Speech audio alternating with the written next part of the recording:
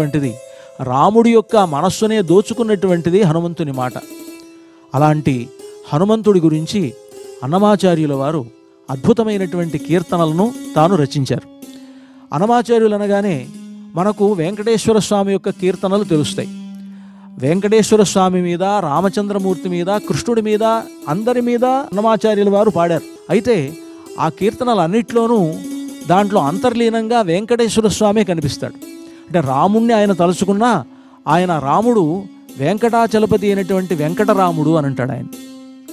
అలాగే కృష్ణుడి గురించి తలుచుకున్నప్పుడు కూడా వెంకట కృష్ణుడు అని వెంకటేశ్వర స్వామితో కలిసినటువంటి కృష్ణుడిని భావిస్తాడు. అలాగే హనుమంతుల వారి గురించి కూడా అనేకమైనటువంటి కీర్తనలను అన్నమాచార్యుల వారు రచించారు. అటువంటి కీర్తనల్లో ఆయన హనుమంతుల వారిని ఆ వెంకటేశ్వర స్వామి యొక్క బంటు అని అంటారు అన్నమాట. ఎందుకు అనంటే ఆ వెంకటేశ్వర స్వామి యొక్క వెంకటాచలానికి, తిరుమలకు క్షేత్ర పాలకుడుగా ఉన్నటువంటి వాడు హనుమంతుల వారే కదా. ఆ హనుమంతుడు లేనటువంటి వెంకటాచలాన్ని చూడలేం. అంతేకాదు అక్కడ అంజనాదేవి తపస్సు చేయడం వల్ల ఆంజనేయుల వారు అవతరించారు అని మనకు పురాణములు చెప్తున్నాయి. అందుకని దానికి అంజనాచలము అని కూడా ఆ తిరుపతికి పేరు. కనుక అలాంటి ఆంజనేయ స్వామి మీద అన్నమాచార్యుల వారు అనేకమైనటువంటి కీర్తనలు రచించారు. ఆ కీర్తనల్లో ఆంజనేయ స్వామి యొక్క వైభవాన్ని ఆయన పలు విధాలుగా ప్రకటించాడు. అన్నమయ్య కీర్తనల్లో హనుమత్ తత్వం అనేటువంటి భావనలో మనం ఈనాడు ఈ కార్యక్రమాన్ని నిర్వహించుకుంటున్నాం.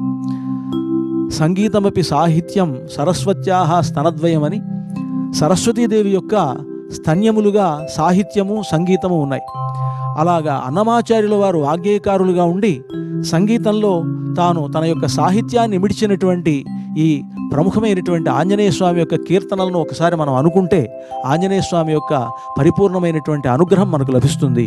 మనం ఆ ఆంజనేయ స్వామి యొక్క కీర్తనలను మనం ఆస్వాదిద్దాం. అన్నమాచార్యుల వారు ఒక కీర్తనలో, బౌలిరాగంలో ఉండేటువంటి ఒక కీర్తనలో ఆయన అంటారు, హనుమంతుని యొక్క పెద్ద రూపాన్ని చూసి ఆ హనుమంతుడు ఈ పెద్ద రూపంతో ఆయన ఎటువంటి ఘనకార్యాలు సాధించాడో అవంతా కూడా ఈ కీర్తనలో వర్ణిస్తారు. ఆ కీర్తన పాడి ఆ కీర్తనలో ఉండేటువంటి భావాన్ని ఆస్వాదిద్దాం. అదే చూడరయ్య పెద్ద హనుమంతుని,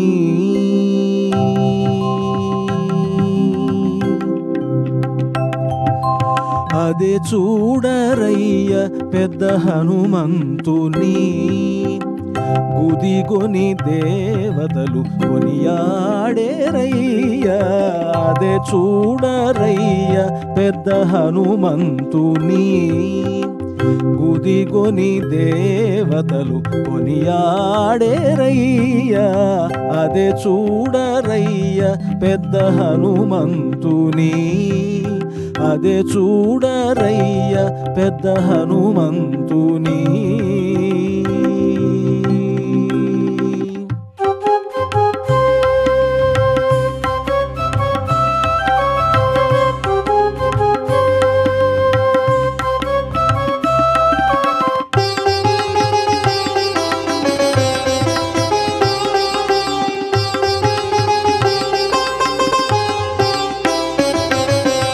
ఉదయాస్త శైలములు ఒక జంగగా చాచే,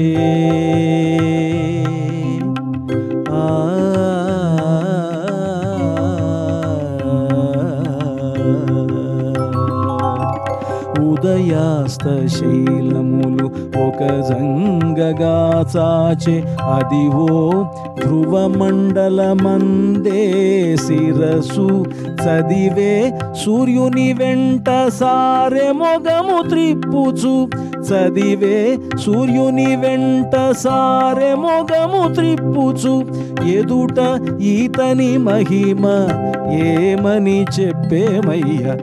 చదివే సూర్యుని వెంట సారె మొగము త్రిప్పుచు, ఎదుట ఈతని మహిమ ఏమని చెప్పేమయ్య.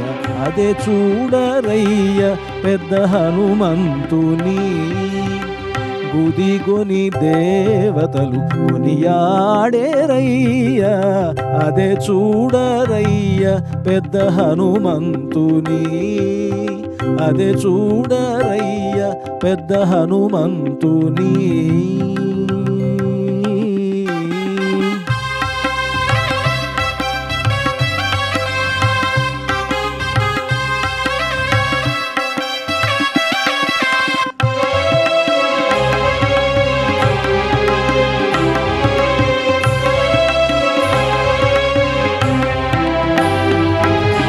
దండిగా బ్రహ్మాండముదాకా తోక మీదికేత్తే, దండిగా బ్రహ్మాండముదాకా తోక మీదికేత్తే, మెండగు దిక్కుల నిండా మేను వెంచెను. దండిగా బ్రహ్మాండముదాకా తోక మీదికేత్తే, మెండగు దిక్కుల నిండా మేను వెంచెను. గుండుగూడ రాకాసుల కొట్టగా చేతులు దాచే, గుండుగూడ రాకాసుల కొట్టగా చేతులు దాచే, అండ ఈతని ప్రతాపం అరుదరుదయ్యా. గుండుగూడ రాకాసుల కొట్టగా చేతులు దాచే, అండ ఈతని ప్రతాపం అరుదరుదయ్యా. అదే చూడరయ్య పెద్ద హనుమంతుని. గుదిగొని దేవతలు కొనియాడేరయ్యా. అదే చూడరయ్య పెద్ద హనుమంతుని. అదే చూడరయ్య పెద్ద హనుమంతుని.